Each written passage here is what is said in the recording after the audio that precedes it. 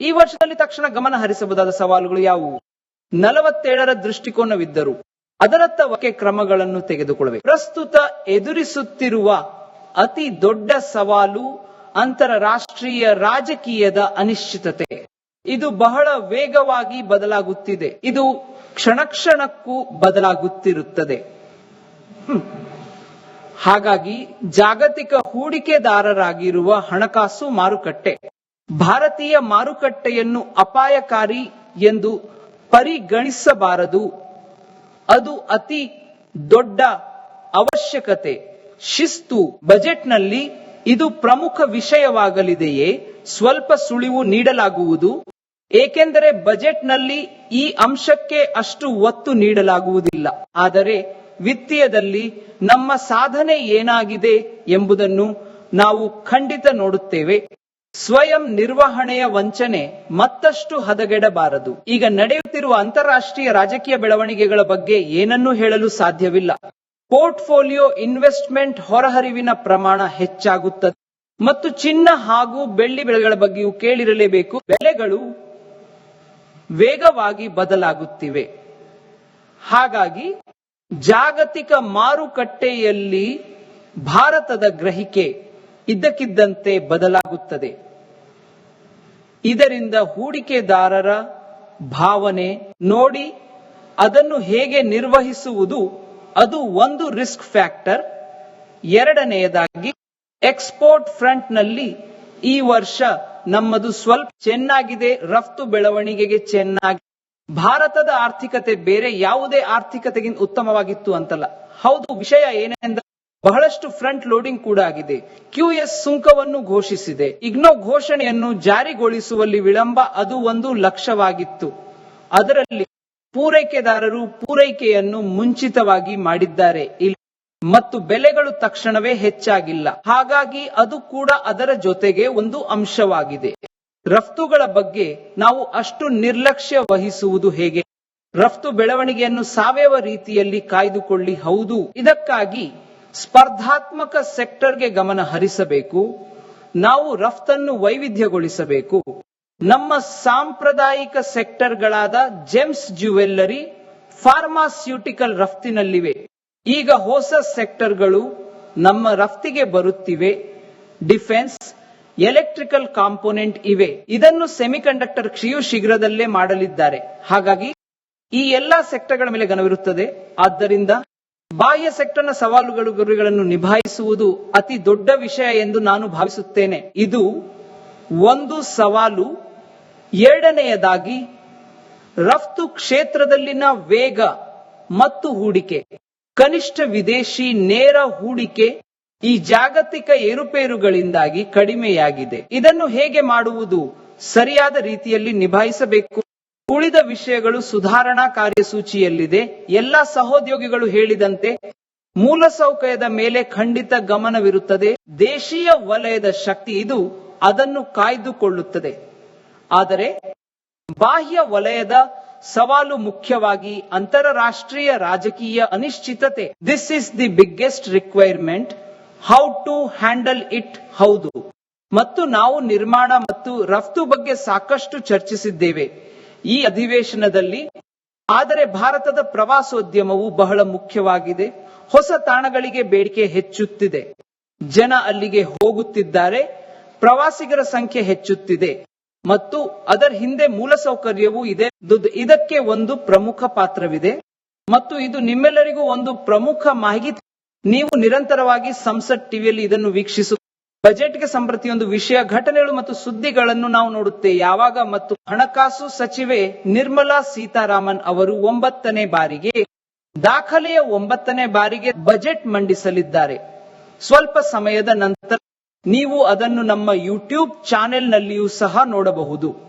ಹಿಂದಿಯಲ್ಲಿ ಮಾತ್ರವಲ್ಲದೆ ಭಾರತದ ವಿವಿಧ ಭಾಷೆಗಳಲ್ಲಿ ನೋಡಬಹುದು. ಈ ವರ್ಷದಲ್ಲಿ ತಕ್ಷಣ ಗಮನ ಹರಿಸಬಹುದಾದ ಸವಾಲುಗಳು ಯಾವುವು?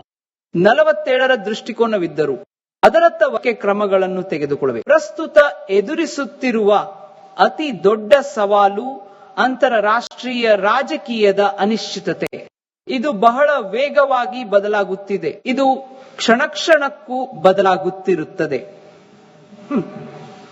ಹಾಗಾಗಿ ಜಾಗತಿಕ ಹೂಡಿಕೆದಾರರಾಗಿರುವ ಹಣಕಾಸು ಮಾರುಕಟ್ಟೆ ಭಾರತೀಯ ಮಾರುಕಟ್ಟೆಯನ್ನು ಅಪಾಯಕಾರಿ ಎಂದು ಪರಿಗಣಿಸಬಾರದು.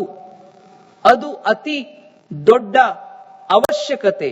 ಶಿಸ್ತು ಬಜೆಟ್ನಲ್ಲಿ ಇದು ಪ್ರಮುಖ ವಿಷಯವಾಗಲಿದೆಯೇ?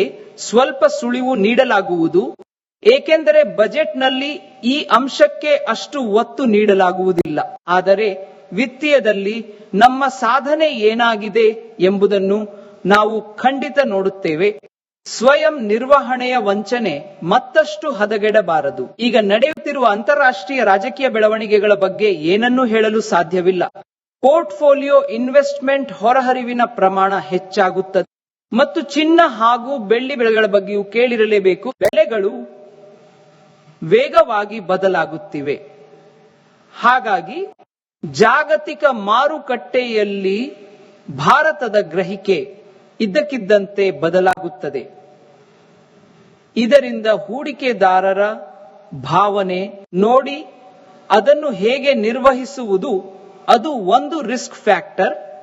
ಎರಡನೆಯದಾಗಿ ಎಕ್ಸ್ಪೋರ್ಟ್ ಫ್ರಂಟ್ ನಲ್ಲಿ ಈ ವರ್ಷ ನಮ್ಮದು ಸ್ವಲ್ಪ ಚೆನ್ನಾಗಿದೆ, ರಫ್ತು ಬೆಳವಣಿಗೆಗೆ ಚೆನ್ನಾಗಿ.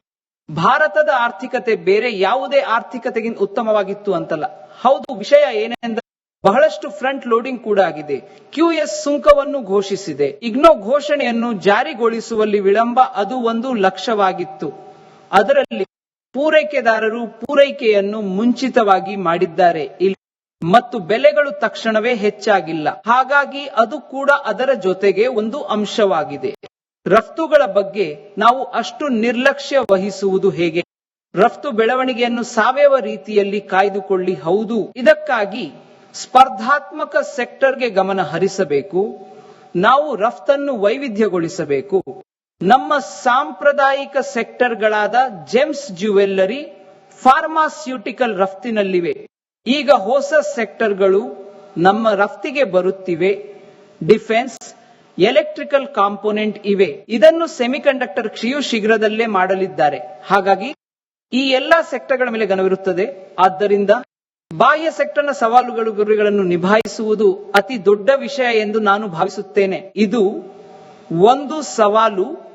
ಎರಡನೆಯದಾಗಿ ರಫ್ತು ಕ್ಷೇತ್ರದಲ್ಲಿನ ವೇಗ ಮತ್ತು ಹೂಡಿಕೆ. ಕನಿಷ್ಠ ವಿದೇಶಿ ನೇರ ಹೂಡಿಕೆ ಈ ಜಾಗತಿಕ ಏರುಪೇರುಗಳಿಂದಾಗಿ ಕಡಿಮೆಯಾಗಿದೆ. ಇದನ್ನು ಹೇಗೆ ಮಾಡುವುದು? ಸರಿಯಾದ ರೀತಿಯಲ್ಲಿ ನಿಭಾಯಿಸಬೇಕು. ಉಳಿದ ವಿಷಯಗಳು ಸುಧಾರಣಾ ಕಾರ್ಯಸೂಚಿಯಲ್ಲಿದೆ. ಎಲ್ಲ ಸಹೋದ್ಯೋಗಿಗಳು ಹೇಳಿದಂತೆ ಮೂಲಸೌಕರ್ಯದ ಮೇಲೆ ಖಂಡಿತ ಗಮನವಿರುತ್ತದೆ. ದೇಶೀಯ ವಲಯದ ಶಕ್ತಿ ಇದು ಅದನ್ನು ಕಾಯ್ದುಕೊಳ್ಳುತ್ತದೆ. ಆದರೆ ಬಾಹ್ಯ ವಲಯದ ಸವಾಲು ಮುಖ್ಯವಾಗಿ ಅಂತಾರಾಷ್ಟ್ರೀಯ ರಾಜಕೀಯ ಅನಿಶ್ಚಿತತೆ. This is the biggest requirement. How to handle it. ಹೌದು, ಮತ್ತು ನಾವು ನಿರ್ಮಾಣ ಮತ್ತು ರಫ್ತು ಬಗ್ಗೆ ಸಾಕಷ್ಟು ಚರ್ಚಿಸಿದ್ದೇವೆ ಈ ಅಧಿವೇಶನದಲ್ಲಿ. ಆದರೆ ಭಾರತದ ಪ್ರವಾಸೋದ್ಯಮವು ಬಹಳ ಮುಖ್ಯವಾಗಿದೆ. ಹೊಸ ತಾಣಗಳಿಗೆ ಬೇಡಿಕೆ ಹೆಚ್ಚುತ್ತಿದೆ. ಜನ ಅಲ್ಲಿಗೆ ಹೋಗುತ್ತಿದ್ದಾರೆ. ಪ್ರವಾಸಿಗರ ಸಂಖ್ಯೆ ಹೆಚ್ಚುತ್ತಿದೆ ಮತ್ತು ಅದರ ಹಿಂದೆ ಮೂಲಸೌಕರ್ಯವೂ ಇದೆ. ಇದಕ್ಕೆ ಒಂದು ಪ್ರಮುಖ ಪಾತ್ರವಿದೆ ಮತ್ತು ಇದು ನಿಮ್ಮೆಲ್ಲರಿಗೂ ಒಂದು ಪ್ರಮುಖ ಮಾಹಿತಿ. ನೀವು ನಿರಂತರವಾಗಿ ಸಂಸತ್ ಟಿವಿಯಲ್ಲಿ ಇದನ್ನು ವೀಕ್ಷಿಸು. ಬಜೆಟ್ಗೆ ಸಂಬಂಧಿಸಿದ ವಿಷಯ, ಘಟನೆಗಳು ಮತ್ತು ಸುದ್ದಿಗಳನ್ನು ನಾವು ನೋಡುತ್ತೇವೆ ಯಾವಾಗ. ಮತ್ತು ಹಣಕಾಸು ಸಚಿವೆ ನಿರ್ಮಲಾ ಸೀತಾರಾಮನ್ ಅವರು 9ನೇ ಬಾರಿಗೆ ದಾಖಲೆಯ 9ನೇ ಬಾರಿಗೆ ಬಜೆಟ್ ಮಂಡಿಸಲಿದ್ದಾರೆ. ಸ್ವಲ್ಪ ಸಮಯದ ನಂತರ ನೀವು ಅದನ್ನು ನಮ್ಮ ಯೂಟ್ಯೂಬ್ ಚಾನೆಲ್ನಲ್ಲಿಯೂ ಸಹ ನೋಡಬಹುದು.